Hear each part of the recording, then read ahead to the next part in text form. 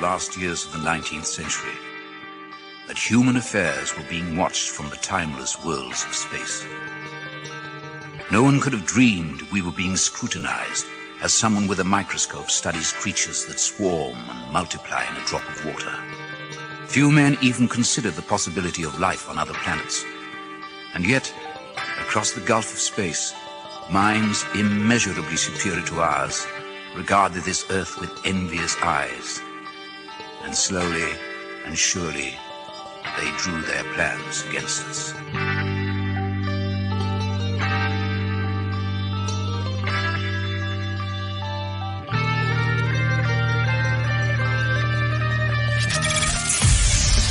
Broadcasting live from a tiny studio somewhere in North America. This is Dark Matters Radio Live. And now I give you your host, the silverback of ufology. Here's Don Ecker. Welcome, ladies and gentlemen, to Dark Matters Radio, a brand new edition.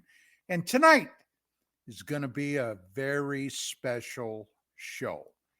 Because after years of begging, pleading, and making, all kinds of inquiries, my bride, my wife of over 30 years, well, she's agreed to come back on the show. And why is that important? Well, in 1986, this journalism graduate who had worked for numerous publications around the LA area began a brand new magazine publication, and it was titled UFO Magazine. Now, I met Vicki about a year and a half or so later. I became the director of research for the publication. And then about a couple of years later, our managing editor joined us, Ms. Rene Barnett, whom you know from Night Vision Radio. She was with us for, about 5 or 6 years. And then she decided, I'm going to be a TV producer, which she did. But in the interim, she did a heck of a lot with the magazine. And of course, Mark Center, Gary Cassell are both joining us. And this should be a hell of a show. So with that being said, bring them on, please. And let me introduce, there's Miss Vicki. On my immediate right, Rene on my immediate right, Mark down below me, and Gary. Gang, it's good to see you all. Don, I put my headset with my mic on. Can you hear me? Yeah. Very good. There shouldn't be a wah, wah, wah, wah, wah. So, hey, let me tell you what. I'm going to tell a real quick little story. Most of you are probably not going to believe me. That's fine. I've got a witness here that actually witnessed what happened. But I was guesting on Renee's show on Friday, this past Friday. And Renee had Ms. Heather Besser on. Now, Heather, she's a scary, scary medium psychic. And the first time I met her a few months back, she incidentally was a guest on this show back in October on 2 occasions. But back in, and there goes Miss Bailey the Beagle. I'm glad it was yours somebody. first. Yeah, she sees somebody going down the road. Oh, thank you, Bailey. But anyway, she did some things, told me some things that nobody that I'm aware of could have possibly known. People, okay, even including members of my family that have since passed. She knocked my socks off. And During that time, she apprised me of the fact that I have what I guess in the business they call a spirit guide. So she told me, this is back in October, November, that I could communicate with that spirit guide if I really worked at it hard. Well, up to this point, I haven't had any firm acknowledgement or communication with that entity. By the way, her name is Sasha. So Heather was on the show Friday, and I was giving her a little bit of the biz. And I said, you know, Heather, I've been trying to reach Sasha. By God, I haven't had any luck. I'm beginning to wonder if she's even real. At that moment, my microphone that I've had, here it is, okay, my microphone died right there on the spot. Yep. I had to back out. I had to run back, grab another mic, came out. I tried to get the damn thing to work. It wouldn't. Well, guess when it started working? Immediately following the show. I kid you not. So I guess that was proof positive that something was visiting in the area. Rene? I've got a picture of his spirit guide. Would you like to see it? Oh, Oh my God. Sasha, you have changed. Sasha. You know what, Mark? What? I'd be careful, dude. I'd be careful. Hey, Yeah. yeah. He's messing with Sasha. He's going to get in trouble. Yeah. If Sasha doesn't have a sense of humor, that's problematic. Oh, she's got a sense of humor. All right. Then I got nothing to worry about. She does. Now, what was funny though was we were still on online. We were still in the StreamYard backstage after the show. As soon as we ended the show, the mic started working while we were all still sitting there. That was what was weird. I mean, immediately. But as soon as he said that, I don't even think she's real. Boom. He was done for. He knocked me right off the air. That Oh, was Lord. very funny. Yeah. She's got a sense of humor. But anyway, tonight, this is not about that. This is about UFO Magazine. Yay. Now, my wife, Vicki, began the publication in 1986. I came on board in 1988, and we had a mantra, okay, at UFO. And that was to research this stuff as far as we could take it, to make it absolutely as real as facts would support it.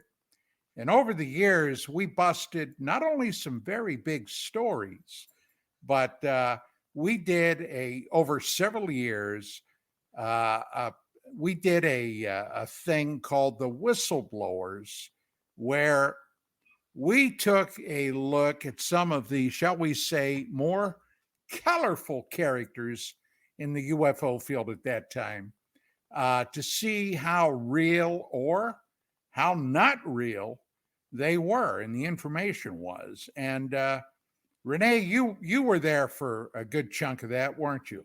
I sure was. Yeah. I mean, the magazine was really a good magazine. It was really a smart read.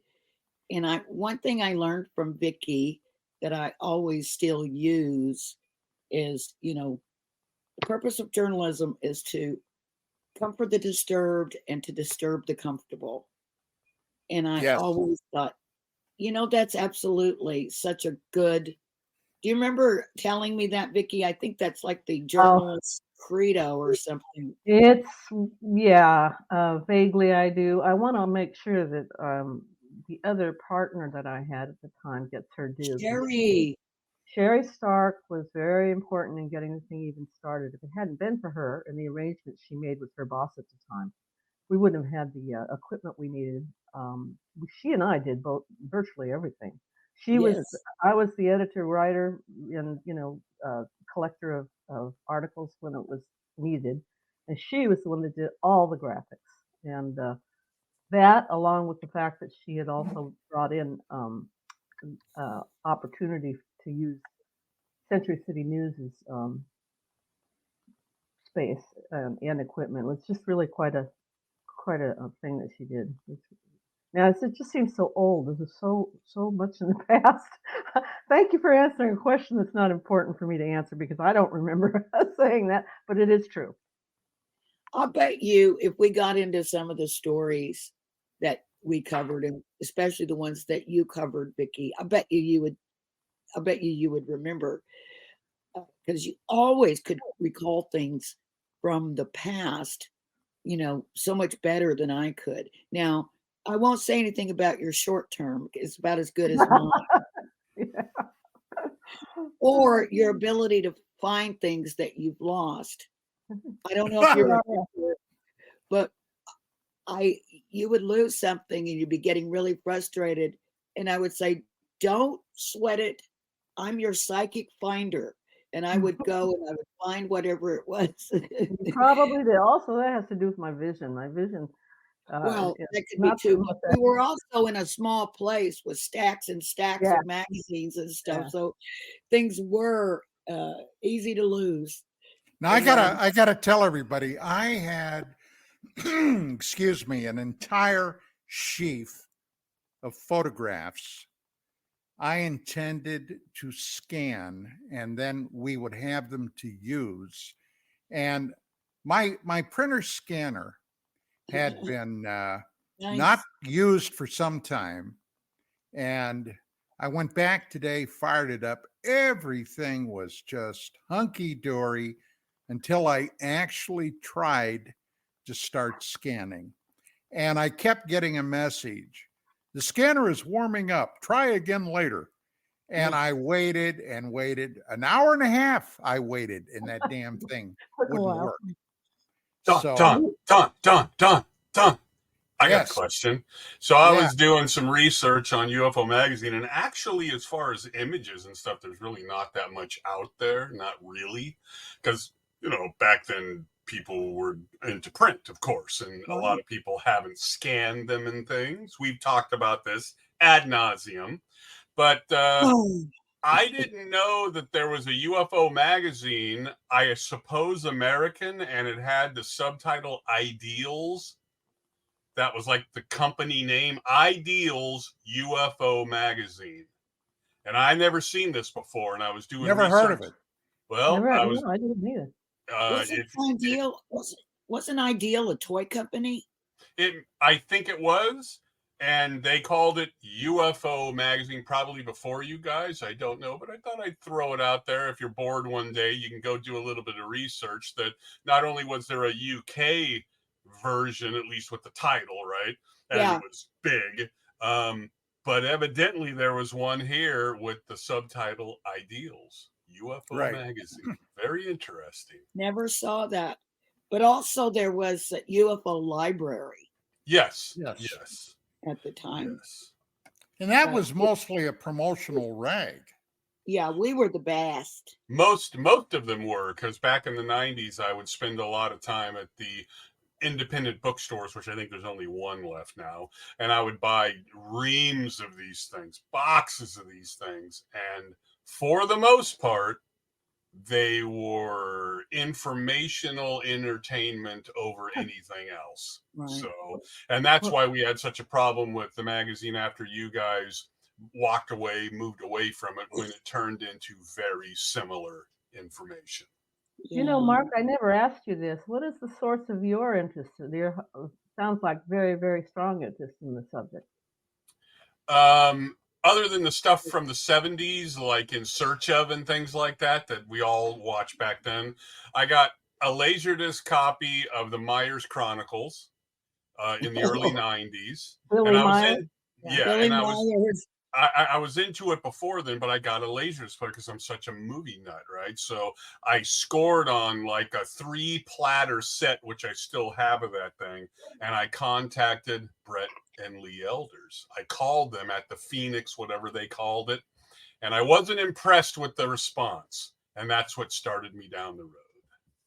Down the rabbit hole. Now, Vicki and Dawn, you guys would know, because you kind of know about what's gone on in the UFO field since we did the magazine.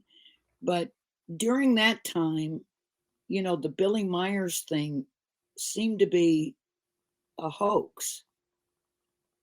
Well, that was a lot of but rumors about that, yeah. I'm seeing that Billy Myers information reemerging now.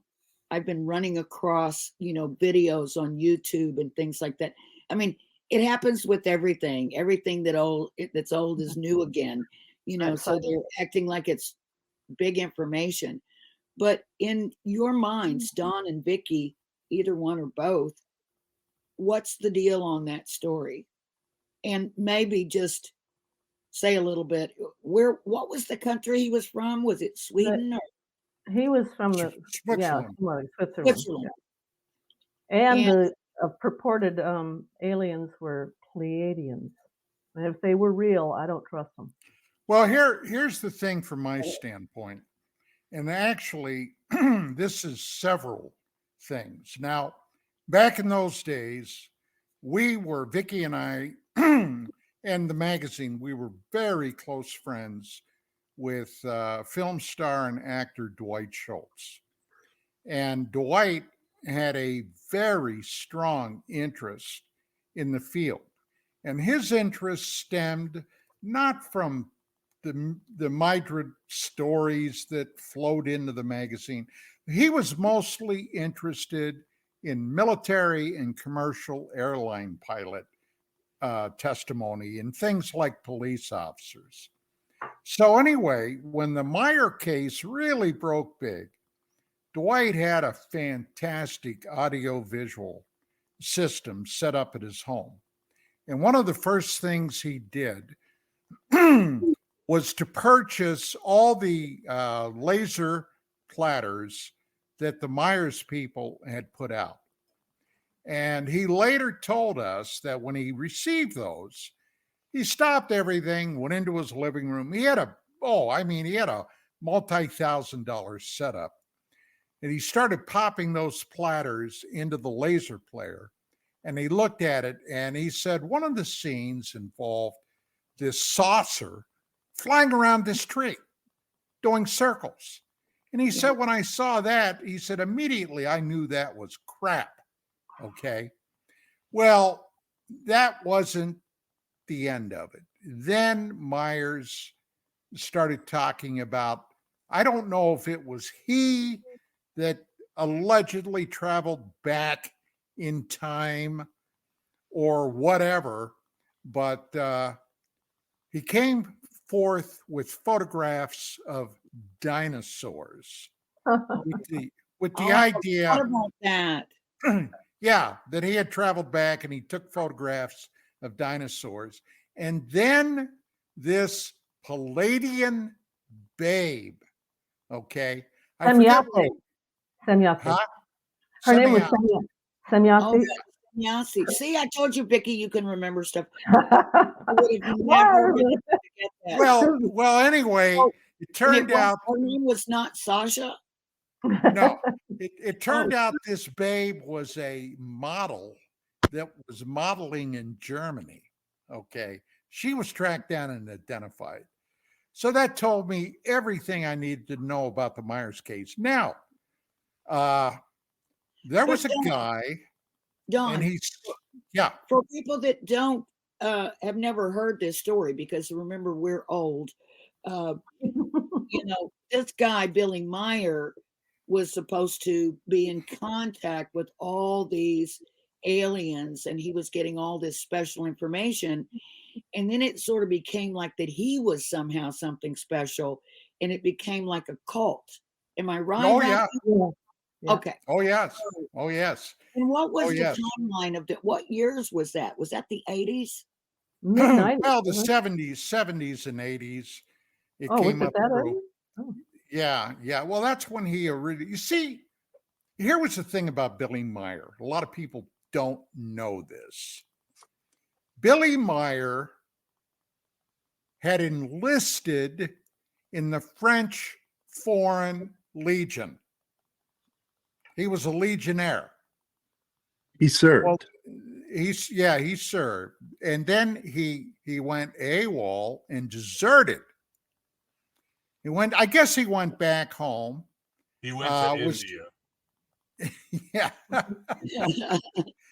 He got in some kind of an accident With a bus. and he lost his arm. Ooh. Okay, his arm got knocked off.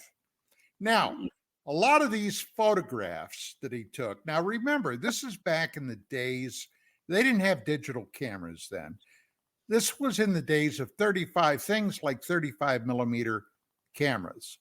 And he would go out, supposedly, this was the story, and he would have an idea where these Pleiadian spaceships would show up, and then he would go out and one-handed take pictures of it, okay, with his good arm. Now, there's a guy in this country who became a part of that cult, the Billy Meyer cult. His name is Michael Horn. And Michael Horn, yes, Michael Horn is a guy that is, well, he's kind of like, let me see, I guess you'd have to say he's kind of like the Clap. You can never quite get rid of him. And he contacted me on several occasions, basically demanding that I bring him on my radio show so he could talk about the Billy Meyer case. And he got to the point where he got insulting with me. No. And he said, well, if you don't bring me on, you're a chicken shit. Well, I said, okay, fine, thanks. And I stopped taking messages from him. So, it was one of those things where I knew this whole thing was garbage, and I wasn't going to waste my time on it. We had too many other cases we were wasting our time on with garbage. But that's one thing about this field. Now, when you're exposed as being a hoaxer, I was going to say a bullshit artist, but this is a family program, so I won't say a bullshit artist. That's the Billy Meyer ray gun right there. They tried to pass that off as being a real ray gun. The guy is holding it in a foil suit.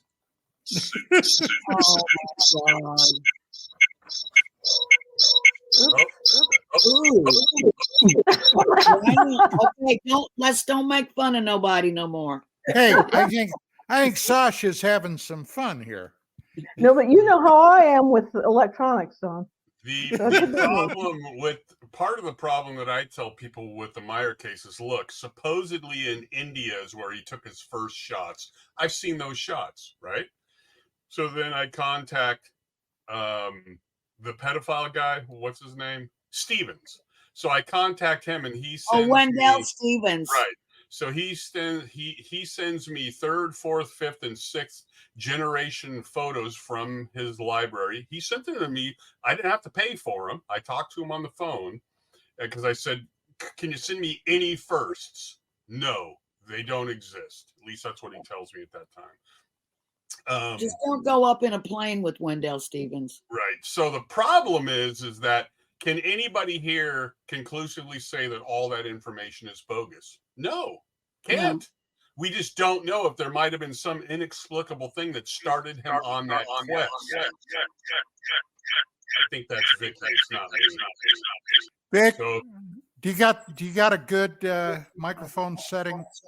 Well, yeah, I thought so, but then I just got a note that I should try another one. I'm not sure what I did wrong. Look, you gotta excuse Vic. Vic has an allergy with electronic devices.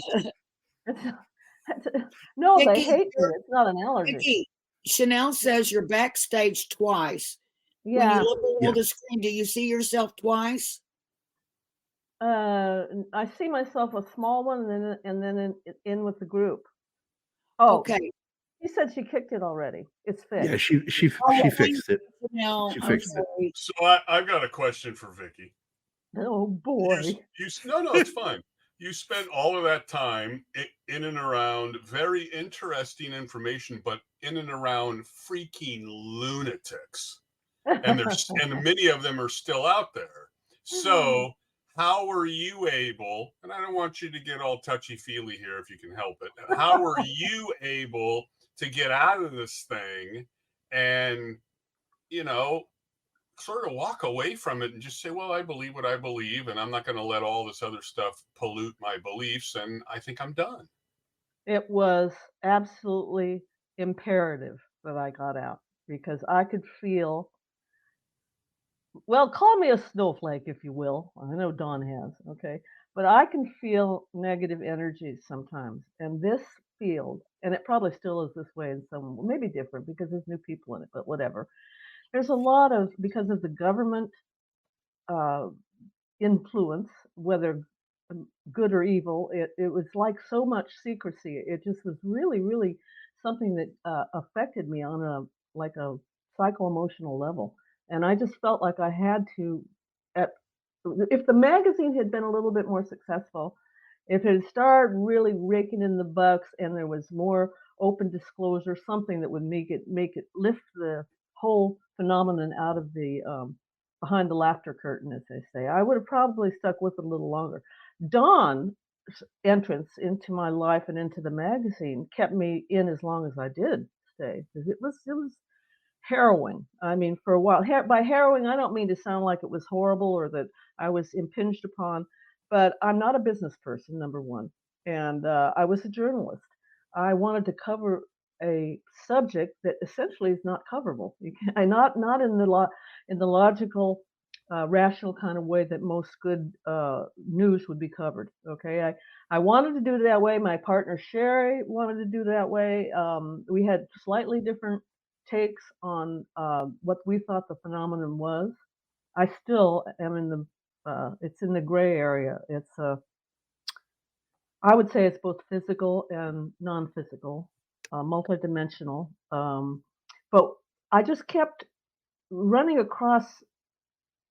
It felt like, I don't know, just kind of an energy of dark secrecy that was like like an aura around the whole subject, and it started to just freak me out. Dawn, being very lasered into the hard nail, hard copy, hard nails, I want to call it, what is real, unidentified flying object, without putting any other kind of glorious description or adjective on it. He was just like, what is real?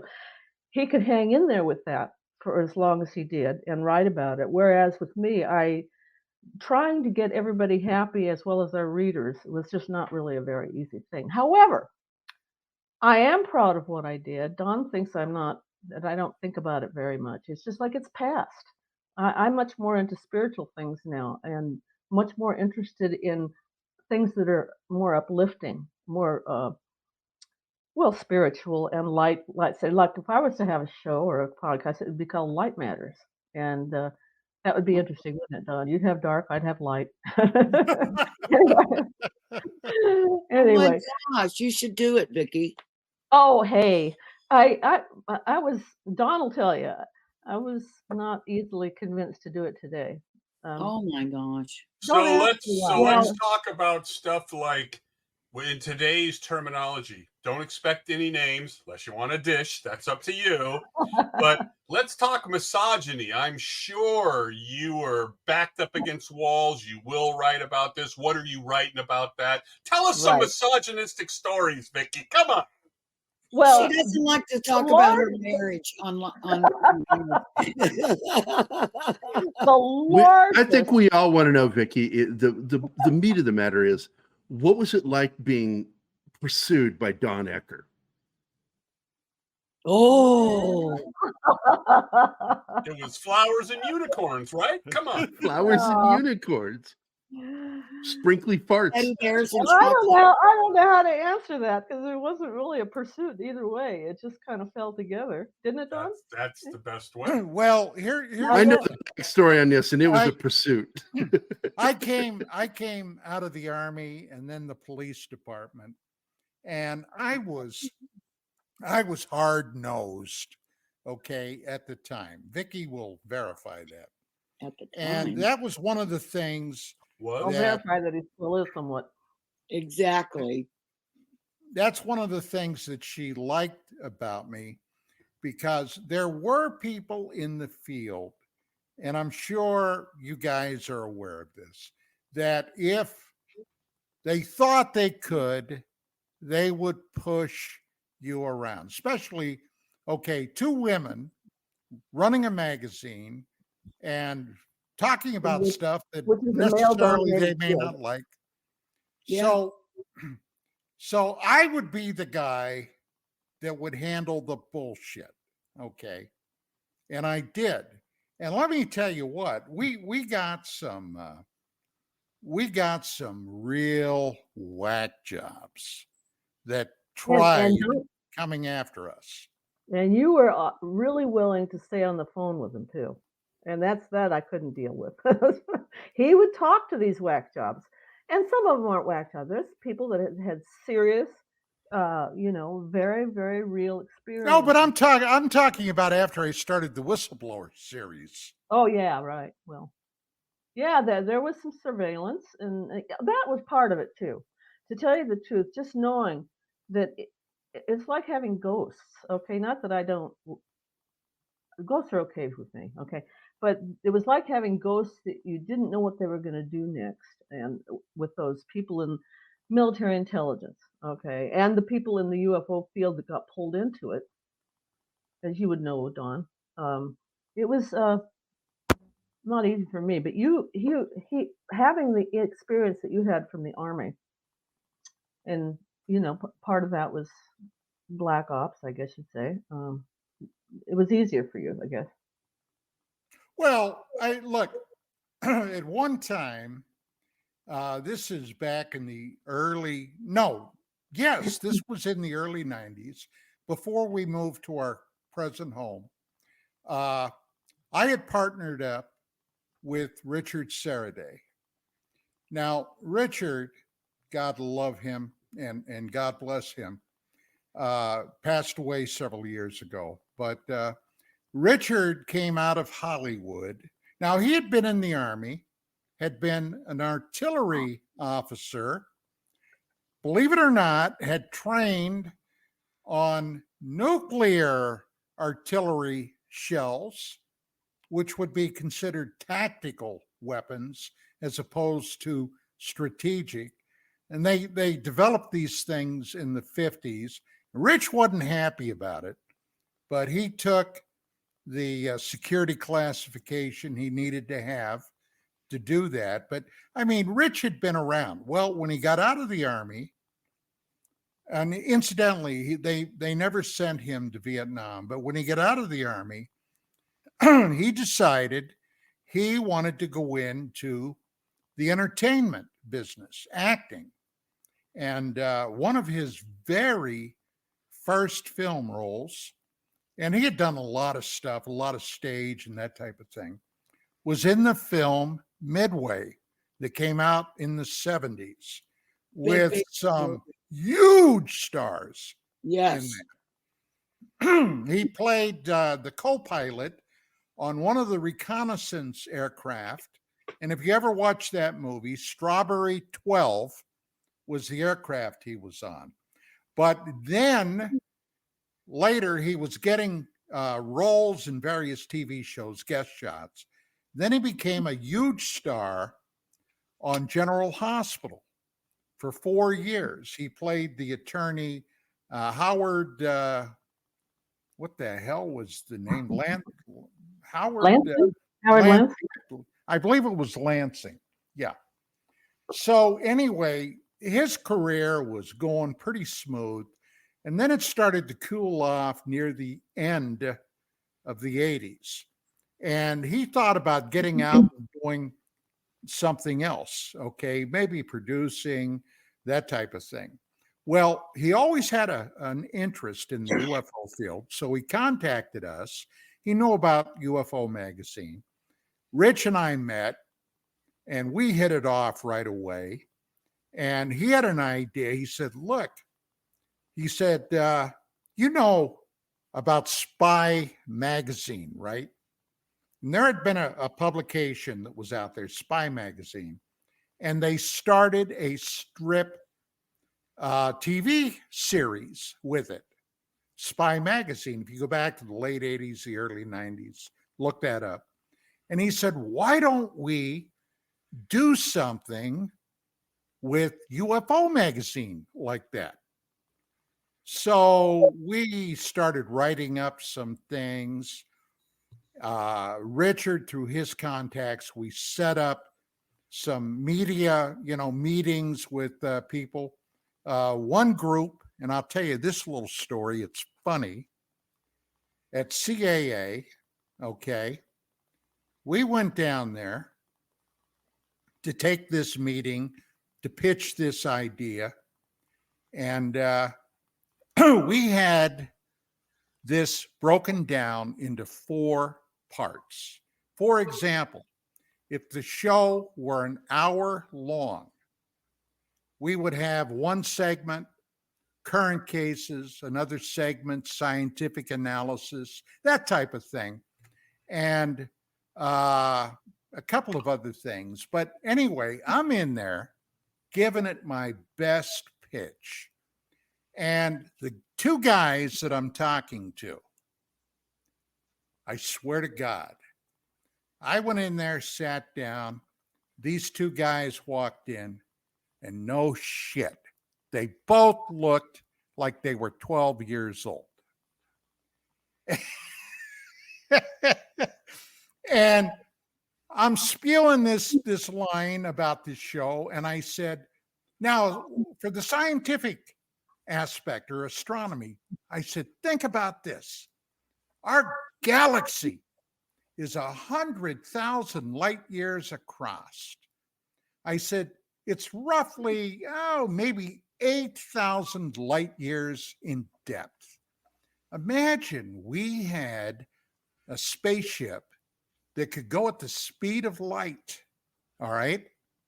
It would take us 100,000 years to cross the galaxy. Now I'm talking about the Milky Way. We all live in it, right?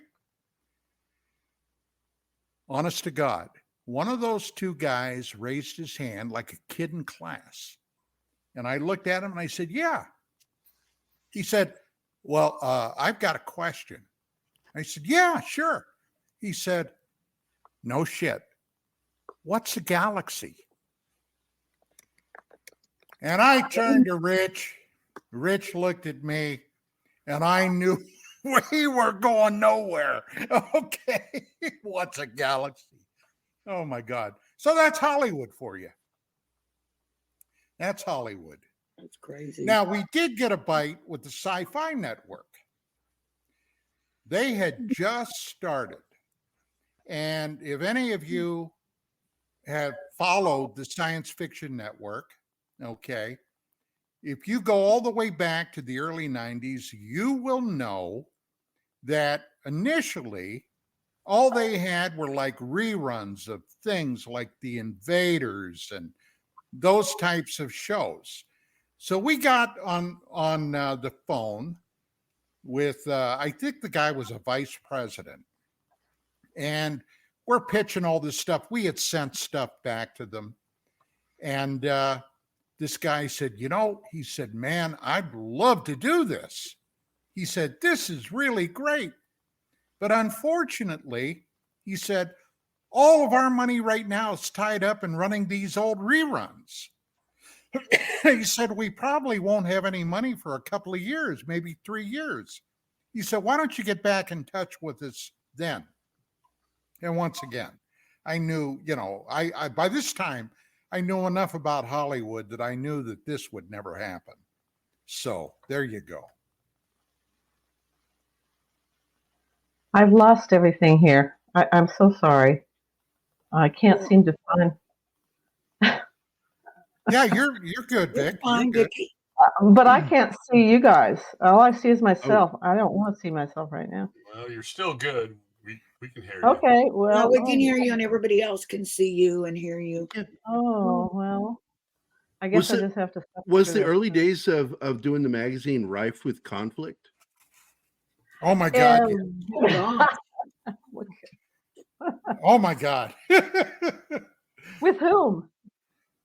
Everybody. I love the Well, it seems to me there would be a lot because there's such a conflicting and contrasting view on things. I mean, I can sit down and watch something, and then I'll bring it up to this guy over here, and he'll go, "Oh, that's crap," and I'll go, "But I really liked it." And it's like, so you got all these differing views, and I still always feel like such a novice because even though I grew up on ufology, my dad would read to me when I was a little kid. He'd read Chariots of the Gods, all that stuff. And so that's part of the problem, though, is that to really, in my opinion, to really understand it best, there's a thing called an armchair researcher, right? And I've done a lot of that as well because I'm not going to travel to the UK and things of that sort. But like I mentioned to you, if you're unwilling to go out to conferences and meet these lunatics face to face and talk to them and ask them hard pointed questions like the magazine would put forth in print. And Don, I saw him at a few of these things as well. You're just not going to have a full rounded sort of view of it. So then when some of these names keep coming back up, like Jaime Maussan and these people, and even Knapp, right? Stephen Greer is one of those people, right? As positive as a lot of Knapp stuff has been, and I'll be the first to say that. When you look at it then and now, there are issues. Okay, so that's why when I can understand people seeing some of this new stuff and going, wow, that's very interesting, this, that, and the other thing. Rene brought up this very important thing. Why is it that UFO Magazine could do such good work on the autopsy, could do such good work on Cooper, could do such good work on Meyer, and it all comes back again because people are armchair researchers. They're unwilling, but that's no excuse now because you can go on to YouTube and the internet and find all of this other information if you choose to, right? I guess it's something like politics as well, right?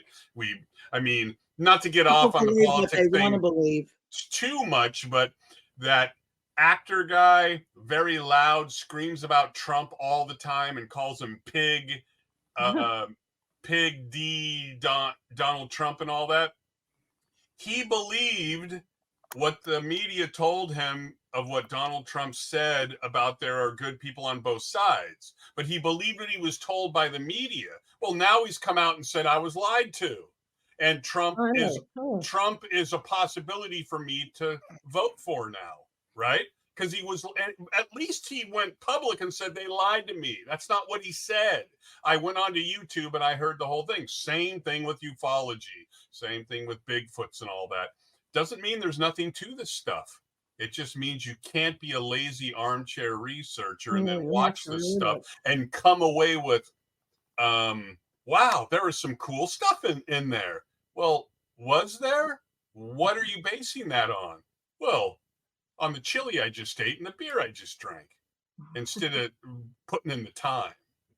So it's no wonder that both of you guys backed out and said, I think I put in enough time. If Cooper is one of the biggest authors in jail now, his book is a huge deal in the penitentiary now. There's like a cult built around on a pale horse. Hold a pale horse. Thank you for bringing him up because that individual, God bless his soul. Okay, as far as I'm concerned, he's still a human being. He deserves that. But his actions toward us was one of the major pieces of negativity that came in. It kind of kept pushing me away and making me wonder why the hell did I get involved in this goddamn subject to try to cover it as a journalist. I must be nuts. Not to mention the fact that he was a wife beater and had a shootout with the cops when they came to get him. Right, but with all that Don did with the whistleblowing and all that stuff, you go onto the net, like you said, and you'll find glowing reviews of his book and how forthright he was and all this, he was a Nostradamus and blah, blah, blah. And it's like, you gotta be kidding me. But you're never going to stop it because the internet's polluted. It just Yeah. is. Oh, totally. Yeah.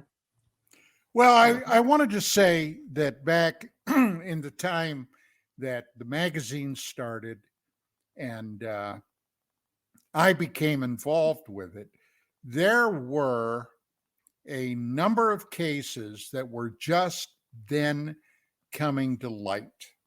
There was the Bentwaters incident from Christmas 1980 that was just becoming well known. A guy that was a CNN reporter, Chuck DeCaro, okay, and I knew Chuck, and as a matter of fact, I interviewed Chuck, did a special series on what purportedly happened there in 1984 on CNN. The JAL Japan airline case popped about that time, around 1986, 87. And we discovered through research that it even reached the White House. The White House, President Ronald Reagan had sent scientific advisors out to discover what exactly happened. Now, for all of you people that were around then, or maybe you weren't, this information may be surprising. But in 86, 87, 88, during Reagan's term, on 4 or 5 occasions, the President of the United States stated in public speeches, wouldn't it, because at that time, okay, I guess I got to do a little backtrack here. At that time, the Soviet Union had invaded Afghanistan.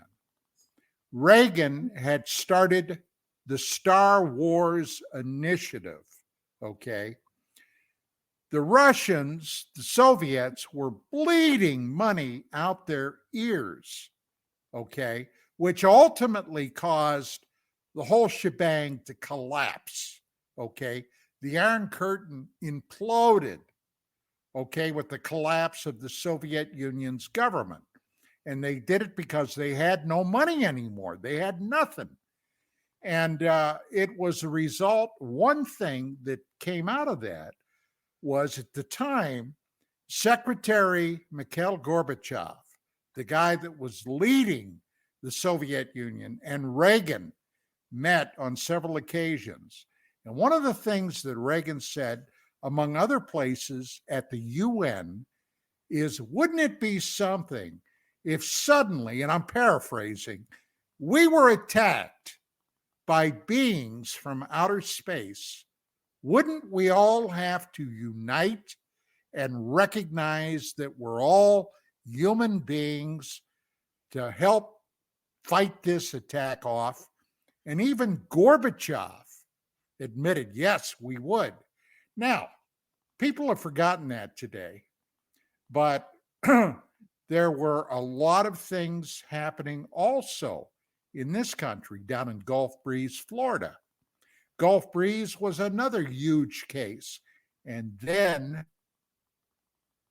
the creme de la creme of the whole shooting match happened with George Knapp at KLAS Channel 8 in Las Vegas coming out with the Robert Lazar story. Now, whether you believe it or you don't believe it, whether you think Lazar was onto something and was telling it like he knew it, or maybe you think he's full of shit, that's fine, okay? But it put a spotlight on this field that still hasn't dissipated to this day. He originally started the first series of broadcasts in 88. And Lazar was not identified. He just went by the pseudonym Dennis. But they had such an astounding reaction worldwide to this Las Vegas TV news show. Such an amazing reaction that countries literally all around the globe were calling and writing KLAS to see if they could get copies of that. So Knapp then did another series. Now, Las Vegas, they play hardball down there. And there were other competing TV stations. And There were football, still, huh? and football too. Yeah, well, football too. That's a Yeah, joke. yeah. That was yesterday. Go ahead. They play some real hardball, and these other competing stations hired some private detectives to follow Knapp around and Bob Lazar. Now, in some aspects, and I knew Bob, I've been to his house, okay? One of the things that Bob had in his background was legal ownership, because in the state of Nevada, okay, the business of brothels, prostitutes, is legal. Not in Clark County, Now I'm where interested. Las Vegas is. Okay, but of course, they have lots of hookers down there. Lots. But, okay, they followed Lazar to this one Technical house. question, Don. Is that called a gaggle of hookers? You being a smartass. Never. My story. Oh, they follow Lazar down to this brothel that's in Las Vegas proper that was known by the vice cops. As a matter of fact, it later came out that some of those vice cops had a, shall we say, intimate relationship with the lady that was running the house. Lazar set up a security system for her and did some work on computers, okay? And the bottom line was Knapp found out that they were going to broadcast this with video, all right? And he called Bob in to KLAS and convinced him to preempt the story on George's show first. Well, this particular year was a political year, and the district attorney, of course, saw that and decided he would make some hay out of this, and they went after Lazar, not the hooker, went after Lazar to prove or to allege that he was benefiting financially from this brothel. Well, that was another whole story during this time. And I had spent a lot of time down in Vegas, leaving from UFO Magazine to cover this and to talk to Lazar, etc. And it was quite a hell of a story at the time. But there's much more, and we don't have time for that tonight. As a matter of fact, in a little over a minute and a half, we got to go to break anyway. But we can pick this up if you want on the other side. Do any of you guys have any remarks or anything about any of this? Well, was there any truth to it? Oh, yeah. Yeah. So Bob Lazar was a pimp. No, not there. All he did was set up a security system and some computers. Got it. Okay. Okay. He wasn't a part of that brothel. No. Well, no. wait a minute. It did come out recently. It did come out recently that he helped do interviews with the ladies when they came. Of course, he loved the ladies. I'm just saying that he did more than just put cameras up. He said, "Hey, why don't you send Was them this into the my Mustang office?" Ranch? No. But the bottom line was, yeah. Hey, look, I know Lazar liked the ladies. He never made that a secret. Hell, he even had pictures of himself with Debbie Harry. Do you remember Debbie Harry? Yep. Yeah, there was Funny. a lot of sketchy stuff, but for God's sake, it was freaking Las Vegas. Okay, there's a lot of stuff and weird stuff in Vegas. I'd have loved to have been down there this weekend to see all the weirdness going on with the Super Bowl, and don't think it wasn't happening. But with that being said, we're at the top of the hour. We got to take that break. Ladies and gentlemen, tonight, a very, very special Dark Matters Radio with my lovely wife, Ms. Rene Barnett. We got Jagari and we got Mark, and we'll be back after these words. Stick around. Can you hear me? Yep. Boomer. We're Boomer. live.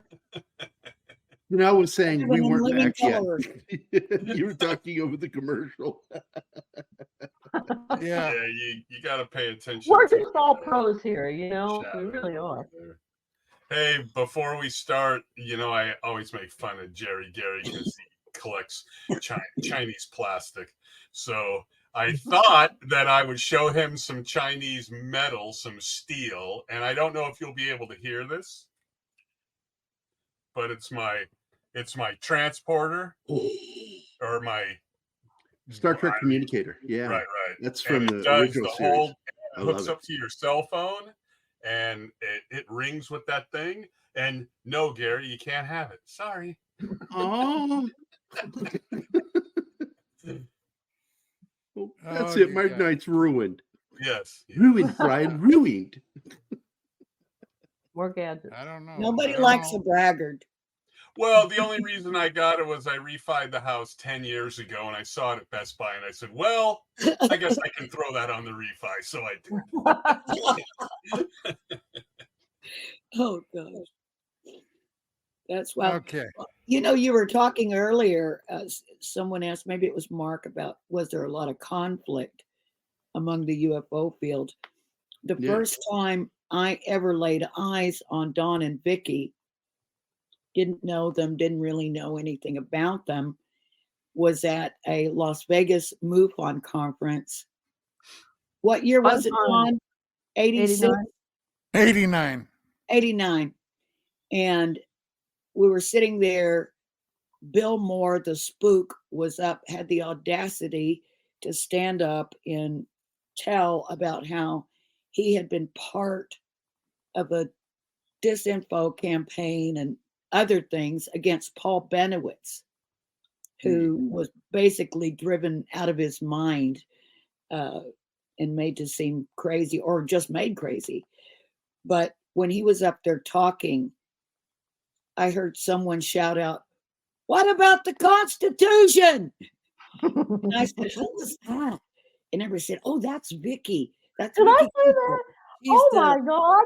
editor of UFO Magazine." I'm still yelling it to tell you the truth, only it's not about the UFO thing. That was It's about my everything else. first foray into the world of Don and Vicki. First time I saw you guys, it was probably Burlingame at some sort of a UFO conference. Don was still smoking, but it was right before he quit. That was And a long time ago. Whoa. Yes, and I remember that he was out front and he was smoking, and you came up to him, and I didn't know you guys from Adam. I knew that you had the magazine and all that. And he said, "Okay, I got to go in and I got to take care of this, Vicki." And he gave you a kiss, and he put his smoke out, and he came in, and he said, "Where's the TV?" Because he had stuff to show, and there wasn't a TV. So we got to ask him questions, and then he brought the TV in, and he showed some not it was STS stuff, I guess, but not the famous one that would happen later. And he showed something that looked crafty like, and it was in the corner and all that. And we're looking at it going, that's pretty cool. And he came off like Don, "You bunch of rat bastards," and then he left. And that was my $25 worth. Cheap at half the price, as they say. Yeah. See, and again, when we go back to Renee's thing, when the Las Vegas newscaster broke all that, great stuff. I'm not saying it wasn't. It was so good that Dave Aaron took the 3 VHS set that he released and started selling it until he told him, "Don't sell my stuff, but I'm just passing your good information out. Don't sell it." And he had to stop. But, great story and all that stuff. And yet, look where we've ended up, right? Look where we ended up with Skinwalker Ranch series. Horrible series. It's a joke. It's a laughing stock of a series. So we end up from the initial to his book, Knapp's book, which was interesting, but it was a collection of stories. And then we end up to Skinwalker Ranch series. Come on. Don won't even watch that thing. I won't watch it. I mean, it's ridiculous. It's ridiculous. So we end up with possibly a true story of a guy, right? And then some of the people involved with the launching of that amazing story are involved with the Skinwalker Ranch series, which is freaking horrible. It's not doing us any favors, let's put it that way. I think you've already said that, Mark, that it was again and again and again, because it pisses me off, because they could have actually done something, but they chose to be TV stars. Oh, hang on a second. Let me see here. Should we get on one computer? Oh, I don't think that would really work. Okay. Wow. Yeah, the way we're set up now, we're just going to have to struggle through. I'm just told it's actually quite a bit better than it was. It seems to be good. So, in your time involved in this, Ms. Ecker, is there a story? Oh, that'll be about 20 years from now if I'm still here. Is there a story that still, when you think about it, in a good way, not in like, oh my God, I don't want to even remember that, but is there a story that got to you in such a positive way, like, wow, if we could get to the bottom of that with either physical proof or whatever, or maybe a story that you feel is proved enough, one story that's kind of like, wow, this is why I still do this. This is why I got into this, because of this story. Well, let's see now. Let me think, go back into the memory books. When there were pilot sightings, like there have been more recently, since the magazine has been out of print, whenever there was very, very, very logical testimony from people that seemed to be trusted. I can't remember anything. The JAL, that was mentioned. Right. But you never know. You see, you never know. You don't know. There was so much disinformation being pumped into the field. So much conflicting ideas, conflicting stories, conflicting personalities. I'll tell you, that's where a lot of the negativity came in. I mean, people were putting people down left and right because they wanted to be top dog as far as whatever the truth was. It's pure ego is what you're saying, Vicki. Oh gosh. Totally ego. Yeah. We had ego too. And we wanted to make an impression on the field of journalism by covering something that never had gotten legitimate coverage. And right now, it's kind of interesting that we're seeing right now a whole bunch of information coming out that seems, I'm just going to say seems, to be pointing to more legitimacy and more disclosure. But I don't know. I remember, Vicki, you were always so good at teasing stuff out of really tight-lipped agencies like NASA and other government agencies. You would do these interviews and you would always manage to like pick out a little gem, from them. They didn't really want to give up anything, but you were so good at that. And that, I credit your professional journalism. Thank you. I don't remember doing that, but I do. Oh, CRS very well. CRS is a terrible thing. You know what that is. Well, I'll tell you several things that Thank we you, at the Rene. magazine, in fact, did break huge stories. Okay. The STS-48 story. Yeah. Now, even all these years later, it still does not get the respect that it should. We basically broke a story where from direct NASA sources, not from Don and Vicki, not from UFO Magazine, from NASA, where their shuttle encountered a UFO above Australia and New Zealand, okay, several hundred miles up, and something that apparently took a shot at it. Now, Oh yeah, we, right. we had broken the story about the Star Wars initiative. We had an entire issue where we had interviewed various departments at the Pentagon about Ronald Reagan's Star Wars. And one of the weapon systems that they were working on, I am convinced, believe me, I've worked on that for years, that it was their Brilliant Pebbles weapon. Now, what is that? That was a weapon system that fired at hypervelocity pellets, okay, outside of the Earth's atmosphere to intersect and directly hit launched ICBMs. Okay, in other words, let's say North Korea had the ability to send a nuke to Los Angeles or China for that matter. And back in the 90s, during the Clinton administration, a Chinese general directly threatened Los Angeles with an ICBM. These weapons would interdict these launches. That was the theory behind it.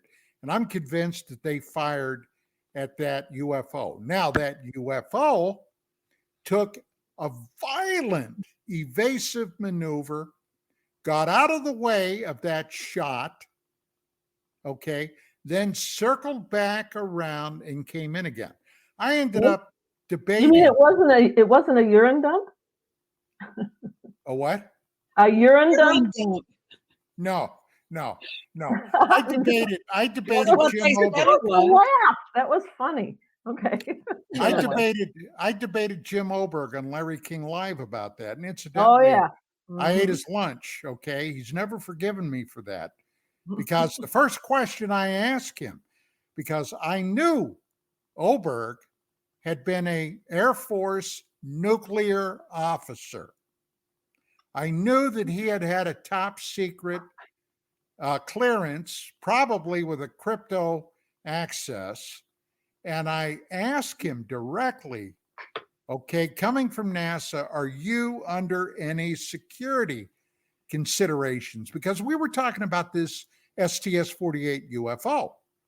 And instead of simply answering the question yes or no, he attacked me by saying, well, at least I'm not here to sell magazines. As if, well, hell yeah, I was there to sell magazines, you moron. Hell yeah. But that has nothing to do with this. So anyway, it's one of those things. Now, we also broke the Phobos 2 story. Now, the Phobos 2 story was, unbeknownst to us at the time, was a joint NASA Glavcosmos mission. In other words, the Russian space agency that sent 2 probes to Mars. Now, the first probe, Phobos 1, basically, they lost it. It disappeared. Okay. They don't know what happened to it, but they blamed a combination of computer error and technician error on the loss of that. But the other one got to Mars. Phobos 2 got there. And after it got there, that's when things got very interesting. The first thing it did, it took a photograph of a huge oblong shadow reflected off the Martian atmosphere. And yeah, Mars has an atmosphere, not one that we could breathe, but it has one. And this shadow was reflected off of it, which in fact they took this picture. Now, the other thing was it scanned the planet. And on the planet of Mars, they found a number of brilliant hot spots that couldn't be explained. Now, at the time, everybody believed that Mars was geologically dead. In other words, it would have been virtually impossible for volcanic action to happen, which would be one way of explaining those hot spots. But then it was taking photographs of the moonlet Phobos. Mars has 2 moons. They're small. Compared to the planet, they're tiny. Phobos and Deimos. And here's the other thing that's very unusual about those 2 moonlets. They are in a retrograde orbit, which is not natural. All right. It is as if, and I'm not saying this happened, but this is one way to explain it. They were put into orbit. Okay. They were placed in orbit. Now, the Russians and NASA, although NASA didn't talk about it, were interested in what Phobos was composed of. In other words, what was it made out of? Well, the Russians had put on their probe an extremely powerful laser. Okay. The plan was to fire a series of laser bursts into the moon and then analyze the gases. Now, why? Well, for one thing, of course, scientific curiosity. But there was another reason. At that time, 1988 is when these probes were launched. NASA and the Soviet Space Agency were in communication about the possibility of sending a joint Russian-American team of astronauts and cosmonauts on a manned mission to Mars. Now, at that time, they were debating, well, if we do this, we probably want to do it in the 2010s. In other words, 2014, 2015. Now, obviously, it never happened. Okay. But at that time, they didn't know that. But then Phobos 2, the probe, witnessed something that had everybody knocked back on their heels. And it took a picture of it, which incidentally, I was the first guy to get a copy of it and show it to the freaking world. This oblong object looked like a giant cigar, was 15.5 miles in length and a mile in diameter. But then the weirdest thing of all happened. This object, according to Glav Cosmos, not coming from me, I'm just relaying the information, turned toward their probe. Perhaps they saw danger from that laser. The probe was rammed, destroying it, sending it into what the Russians call a spin, and they lost it. That was another major story that UFO Magazine broke. And oh boy, did we take the slings and arrows about that. Okay.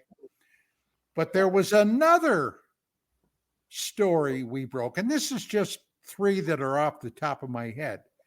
We discovered that NASA, when they sent their Apollo astronauts to the moon, were all carrying weapons. Those landers were equipped with 45 caliber automatic Army pistols. Okay. Now, why in the hell would the astronauts need to take a 45 to the moon? So we called their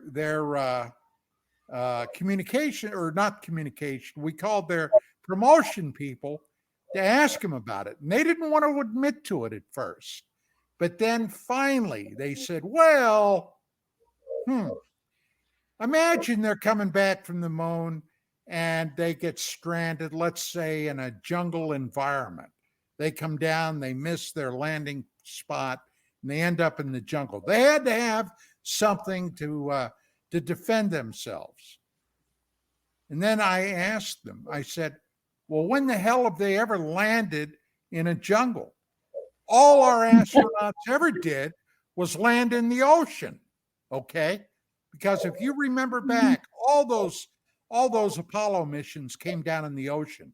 They had entire fleets of Navy ships out to pick them up. So, it just never smelled right. But those were some stories we broke that I think put UFO Magazine on the map. So, Vicki, I would have been, yeah, go ahead. Let's go back to 1995, right?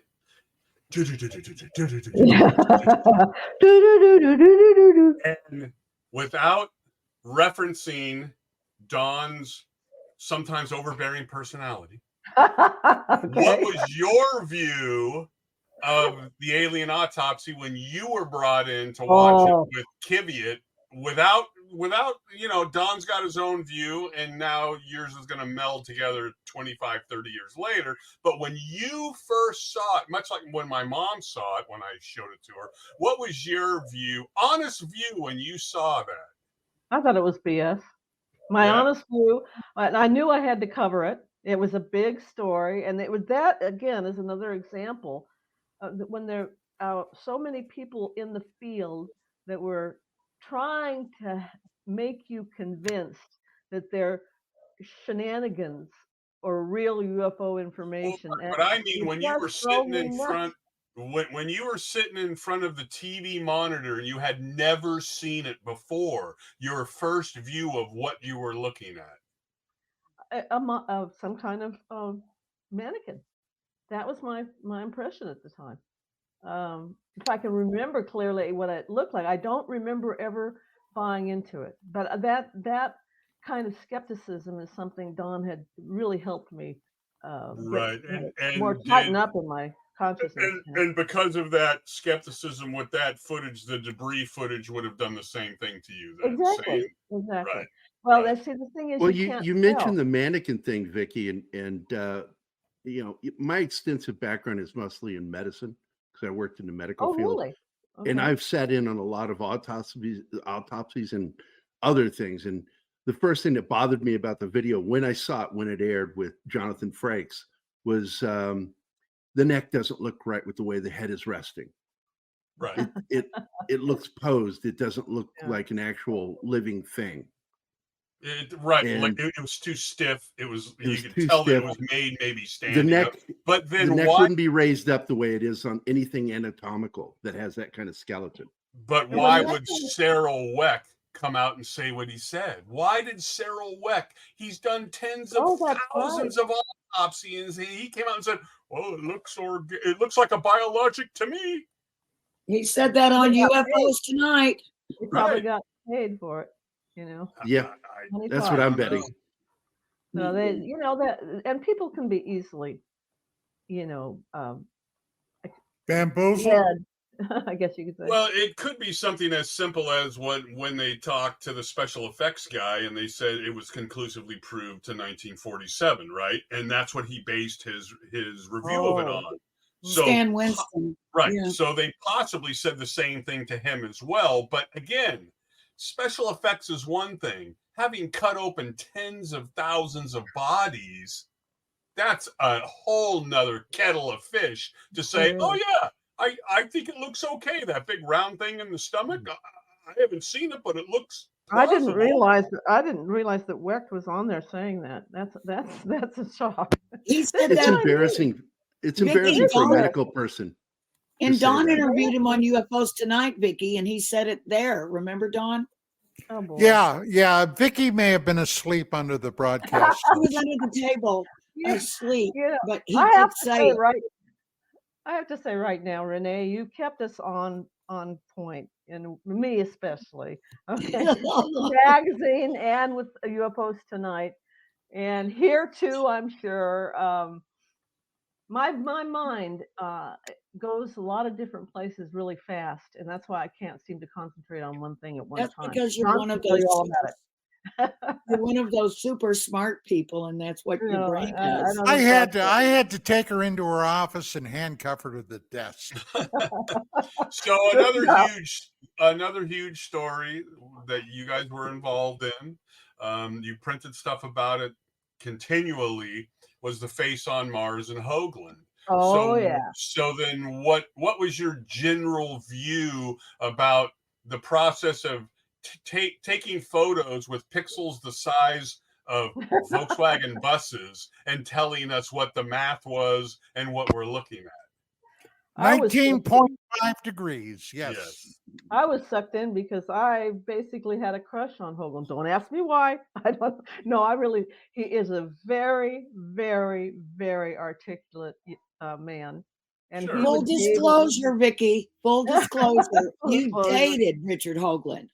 well, they're not dated exactly. I don't know what it was. Anyway, You to broke make a bread. long By story- the way, this was years before me.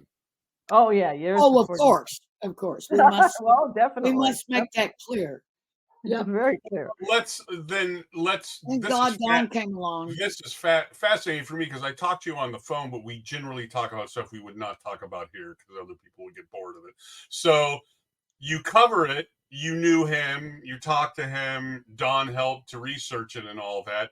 Now we fast forward to 20 and 30 years later, where evidently it was horseshit. Evidently. Oh no, give some context here. Who is? No, I'm not coming out- saying that you're saying it is, but the lack of follow through, maybe by him, but others, we're seeing the same footage, Oh. the same stills, the same math. A lot of the people, Petro, I can't remember his name, a lot of these people who are behind him seemingly have gone away, right? Mark Carlotto. Right. So we have all of this.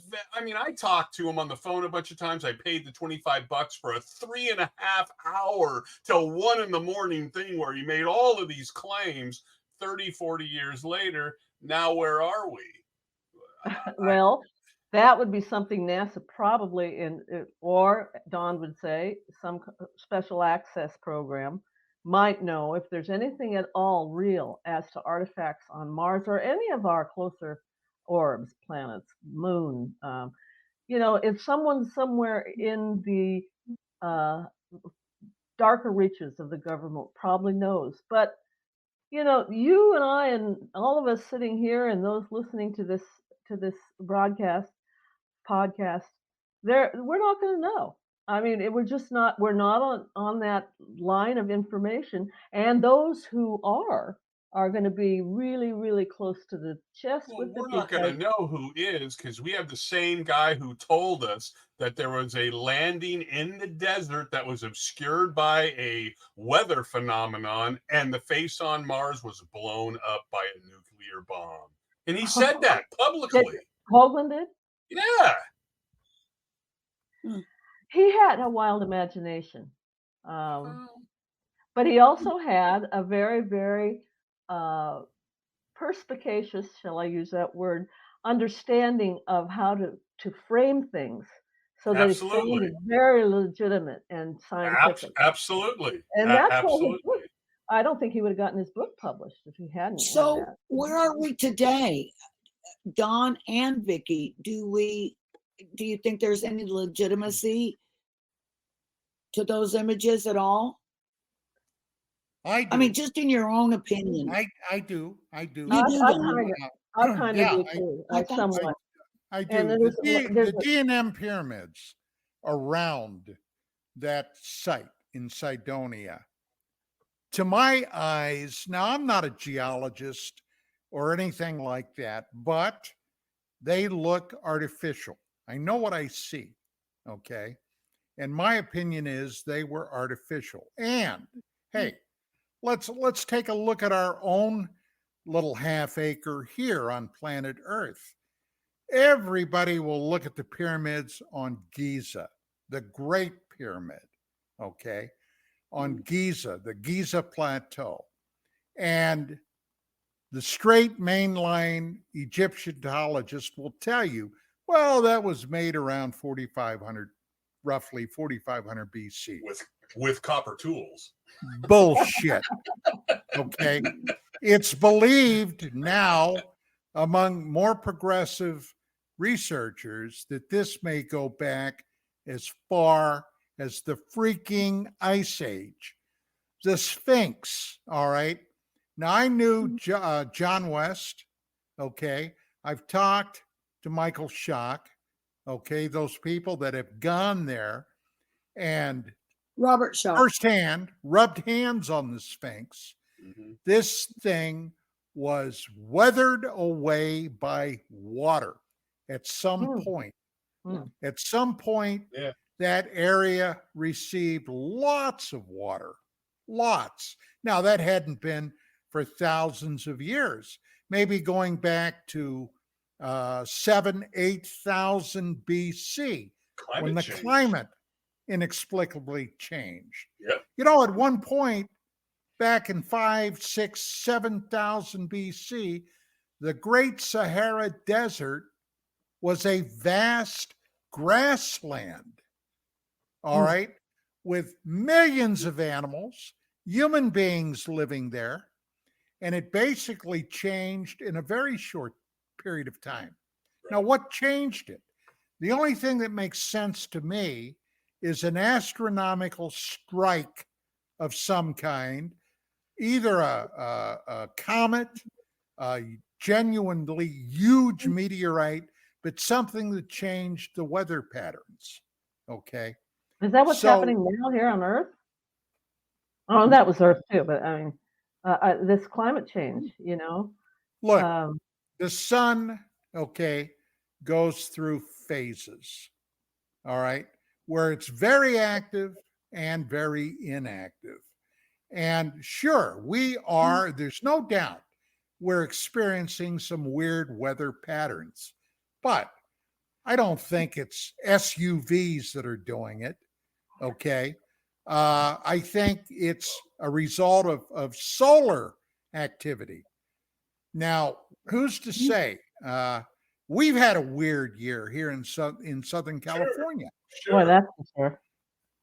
Rain. If it was SUVs, ask your friends to look at the data before it's been manipulated, and that's not some sort of a conspiracy theory. Look at the weather data before it's been manipulated by NOAA and other places. And the decade of the 30s was the hottest decade in America on record. Okay? Interesting. What SUVs did we all own in the 30s? All right. Oh, that's a very good point. Don, what about the idea that James Robinson, was it Robinson? James E. Robinson? Am I saying the right name? In context to what? Of the didn't he have warnings about the jet fuel and stuff? Oh, no.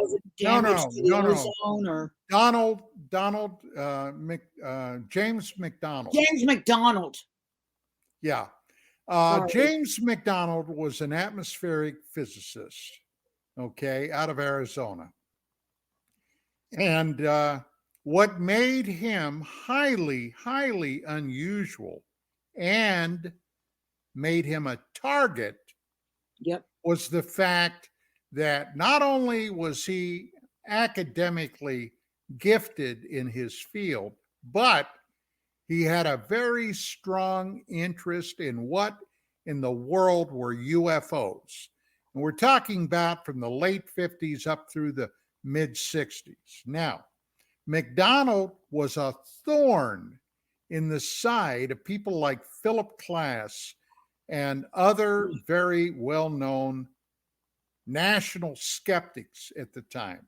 And they all went after him. And Philip Klass showed what an absolute shitheel he was when McDonald traveled to Australia in the late 60s, and Klass, unbeknownst to anybody, wrote a letter to the government, to the DOD, claiming that McDonald was spending their nickel to go down to Australia to investigate UFOs, which was not the case. But he was Phil Klass was a kind of a backstabbing little shit that he was, and he was noted for Tell doing us how you really feel on this. Well, you know,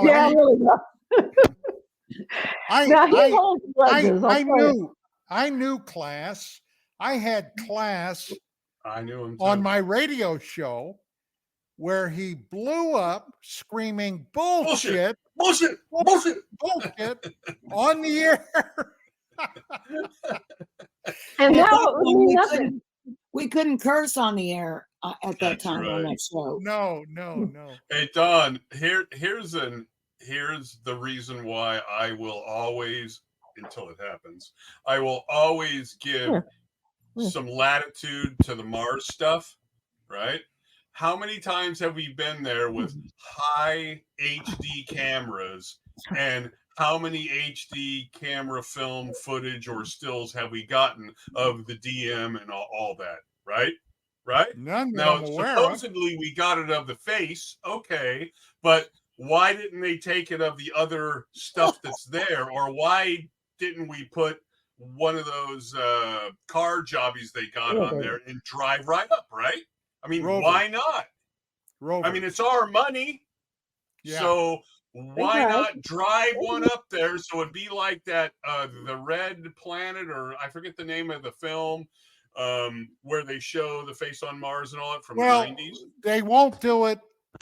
They won't do it, Mark, for the same reason, the very same reason that JPL, who knew several years before it was officially announced and refused to announce it, they had discovered liquid water on Mars. Now, how do I know that?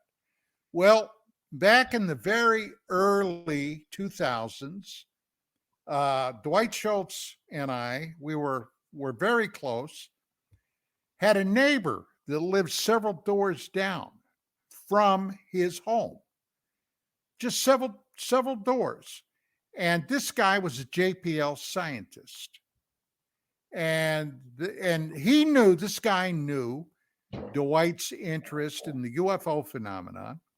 And there were always questions about Mars, the face, the pyramids, all that kind of stuff. And he came up to Dwight one day and said, he said, we've discovered liquid water on Mars. No kidding. Oh, yeah. We're aware of it. And that was like 3 or 4 years before they ever officially, finally announced it. Right. Now, why? Yeah, that's a good question. I mean, there's nothing threatening about that. In fact, it's exciting. They want to control the information to possibly use it. Why would they want to put a little car up there and drive up to pyramids or something like that and lose the ability to be able to call people crazy and nutbags and stuff? Right. Right? You need that ability. So of course they're gonna use, the shiny thing over here. Yes, there's weird stuff up there on the moon and on Mars, but we're not going to give that up because we're going to give up some of the power. That's like within NASA. There are 2 different camps. Oberg. There's JPL, which believe all space exploration should be robotic. And then you've got Houston, who want to send living, breathing astronauts to Mars. And there's a big disagreement between the two. Now, if we were even to go back to Carl Sagan, okay, all right, who was fond of billions and billions of stars.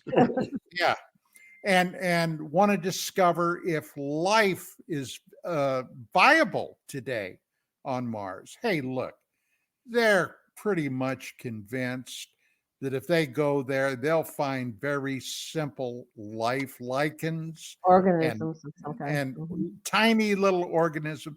Yeah, something nailed Mars several hundred years ago, or millions of years ago.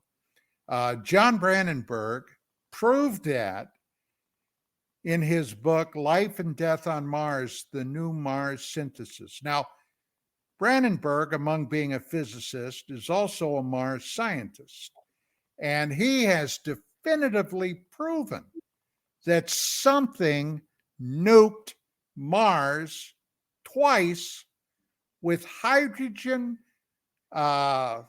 bombs, not atomic, hydrogen bombs in the hundreds of megatons. Now, why in the hell would anybody want to do that? Well, the belief is Mars was very much then like Earth, okay, that there were, it was capable not only of life, but thriving life. And somebody came by, saw that. Now, thank God, at that time, planet Earth, was just starting to develop amphibians and later the dinosaurs. They didn't see any threat here, or we might have been nuked, but they wiped out Mars, blew the atmosphere away, caused the water to evaporate, freeze, and go underground. It was terrible.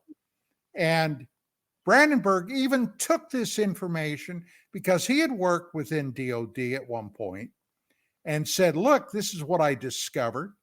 Okay.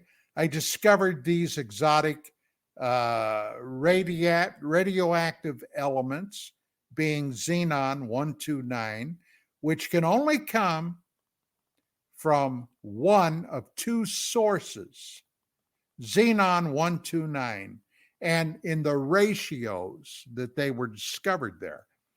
And of course, the sources are a solar event or a nuclear blast. Either a supernova event, yep, which obviously did not happen, because Why? if it had, Earth would have been affected. Oh, well, maybe it was if it's that long ago. No, not what it did to Mars, not It's what too happened close. to Mars. Yeah. Or because we'd have signs on Earth too if it had happened. These weapons, I guess. Okay, that he's theorizing. So, it comes down on the weapons. It's got to be the weapons. If it were something from a supernova, a very close supernova, Earth would have been devastated, and it wasn't.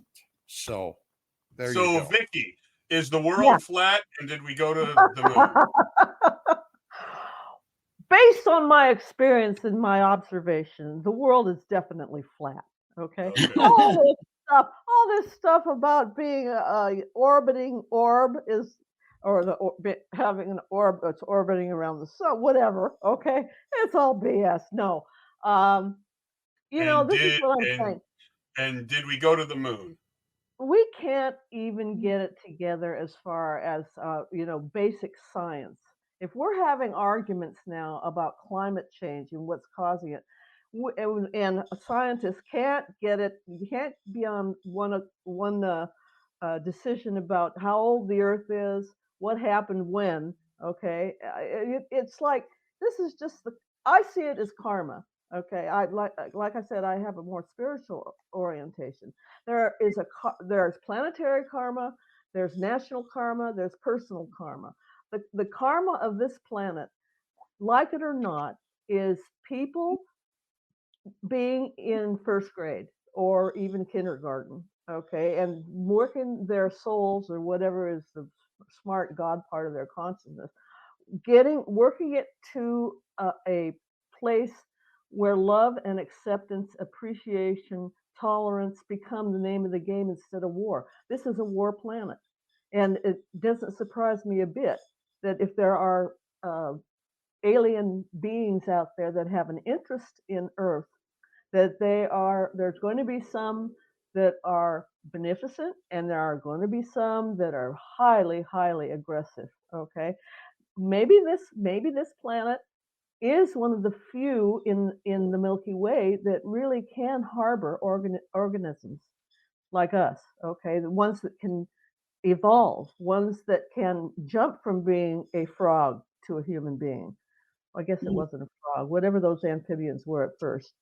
There's just so much mystery to who we are as individuals on this planet. We don't even know our own heads, our brains. Our brains are still being studied. They're still making, well, I have to say, they're making some great leaps in technology that is dealing with the brain and finding out what the brain can do as far as memories, dreams, all that sort of thing. But things here are slow because we are on a time factor. I really believe that the more dimensions deal with a lack of sequential time, where things can, to use the name of that movie, everything happening everywhere all at once, or whatever that was like. In other words, time is a factor that we need to have here because we have material bodies. And we need to have a perception that will take us from A to Z, whether it be a thought or a trip to Mars. We just are not evolving really quickly, but we're evolving. I believe we're evolving more quickly now than we have in a long time. I think the planet, one of the reasons we're having such an upsurge of negativity and war and violence and dissension on this planet is because the planet is preparing to come to a new era when there will be a lot more harmony. Now, I thought in the 60s, being the semi-hippie that I was back then, that it was going to happen in my lifetime. Not a chance. Okay, that would be really a miracle. That would be a miracle. But it's going to happen. People are becoming more tolerant. They're becoming more loving. This is the age of Aquarius. It is. It is the age of Aquarius. So if I can sum up, I'll sum it up then, because I went to junior college. I'll sum it up to say that allegedly we went to the moon. That's your answer. And just so you guys know, the best part of his junior college was the menu at the cafeteria. Wait a minute. No way they could keep it a Her secret. and the moon. In 1997, we were invited, Vicki and I were invited to give a talk, well, individually, at the British UFO Research Organization, Bufora. That's where Don told me he took us on vacation. No. Yes. Not a vacation.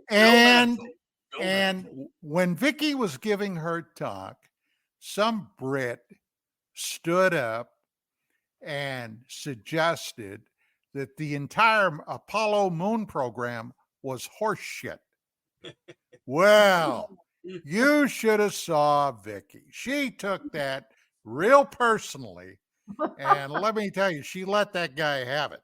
So how could you keep the people that would be involved in such a studio production? Exactly. There is no way there wouldn't be somebody that would fess up unless they were the Men in Black were covering all bases. I mean, come on. Of course we went to the moon. What they saw there, what they did there, I don't think we have the whole story. But right. I mean, who is it? Who's the astronaut? Buzz Aldrin. Yes. Buzz Aldrin will not talk about if somebody brings up any possible UFO sightings or ETs. And then he writes a novel about an experience with an ET. Did he? That yes. I didn't know. And on science, the next science fiction. And on the next episode of Dark Matters Radio, it's Don Ecker debates James Oberg. Oh, that'd be great. I tried, for what it's worth, I tried to get Oberg on here. Oh, I know. I tried too. 3 dozen times. He made and these Mark, excuses. Mark got on him. Oh, I got Well, on him. He said, well, he's got control of the mic. And I said, show me any evidence you have of him ever turning the mic off or kicking somebody off. Show me an example. And he couldn't. I said, it doesn't work that way, dude. It doesn't work that way. I mean, Phil Class was on saying bullshit, bullshit, bullshit, and he didn't cut Phil Class off. Come on. no, but Phil hung up on me. Yeah. He hung up. Yeah. It was interesting. We were talking about Mars, and obviously, if there was some weapon, this idea of a space war and, somebody wiping them out. It's kind of interesting. It just occurred to me as you guys were talking about in astrology, Mars is the warring planet. Right. Is known for war. Isn't that kind of interesting? And then I don't know, maybe obviously. No, it is obviously, and the red planet. Red, of course, is a very aggressive and color. And also everything that we've talked about today really is sort of corroborates Joe McMoneagle's remote viewing in the book Mind Trek, where he was given a project. He didn't know who the client was. He didn't know what the target was, but he was given coordinates or a number, view the target. And he said he was on this place and it was very hot. And there were these very tall, thin people. And they were waiting for someone. He got the impression that they were waiting for like some scouting mission to come back with news, and when the project was finished and he was told what he was viewing, the client was NASA and the target was Mars 5 million years ago. Oh boy. See, how do we know? And he described he described pyramids. You guys probably have that little book around your house somewhere. I think I do. And it's probably online as well. But he definitely described that. And it makes a lot of sense. I mean, if something had happened, like a war and an attack, and, they were pretty much wiped out, that they would be sending out scouting parties to maybe look for somewhere else to. Well, there's a lot to suggest that some of those surviving inhabitants of Mars may in fact have come to Earth. Wow. There are a lot of people. What about underground in Mars? Yeah, I think there are underground here. Not Martians necessarily, but I think there are underground extraterrestrials, if you want to How call about it. what John Lear says, that there's 5 million people who are underground on the moon?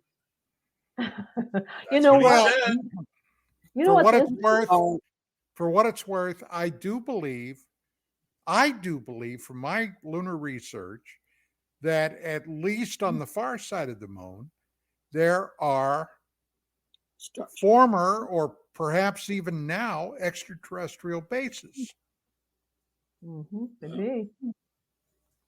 So, but guys, we got roughly 2 minutes, so we're going to have to wrap this up. So let me go this way. Let me go to Gary first. Gary, you got anything before we gotta shut it down? Well, the campaign's doing really well in the graphic novel. It's about halfway to our goal. We have 67 days left. I'm getting ready to do some media this week, as well as I've been talking to a friend of mine, Matt Burke, from Stars and Stripes magazine. We've known each other for years, and we might be getting some coverage from Stars and Stripes because we're really focusing on, the fact that this is a comic book or graphic novel about disabled veterans. Very cool. And guys who, combat vets who suffer from PTSD. They're the main focus. Okay, let me move to Rene. Rene, you got anything? We got 1 minute. Wow. I first would like to say it's so great to see Vicki. And Vicki, you look amazing. You look gorgeous. But also, if you want to know a little bit more about what I do, I have a show on Friday nights on KGRA called Night Vision, currently airing at 11 p.m. But I think around the first week of March, I'm moving to midnight Eastern time. And we're going to have a great show that's preceding my show. And so it'll be a new show. So if you're tuning in to see my show and don't see us there, stay there because she's absolutely wonderful. I'm not sure. I can't give out the name or anything like that. No announcement's been made, but she is amazing. Okay, we gotta wrap this up. Mark, make it quick. If you got it. Soylent Green is vegan. All right. Okay. God bless you. I love you. Peace be still. Is that it, Vic? Is that all? That's it. Okay. Hey, Peace, thank love, you so love. much, ladies and gentlemen. And we'll be back again in a week on Thursday. UAP Crossfire, 5 p.m. Pacific, 8 p.m. Eastern. Have a great week. We'll see you later. God Bye. bless.